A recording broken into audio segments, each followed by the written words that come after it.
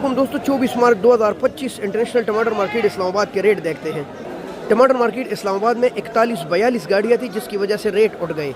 तो ये है उथल और लसबेला के टमाटर और इनके रेट चले हैं आज 7, 750 से लेकर 8, 850, 9, 950 रुपए तक। आम बिल्कुल टॉप क्लास के बेहतरीन टमाटर 1000, 1050, 11, 1150, 12, 1250, 13, 1350 रुपए तक फरोख्त हुए हैं।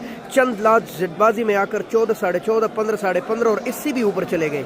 एक का दुक्का चंद लाट तकरीबन लगभग 14 किलो के करीब वजन है। जो महंगे लाट बिके हैं उनका 15-16 किलो के करीब वजन आता है। आम पोजीशन 900 से लेकर 1100 रुपए तक रही।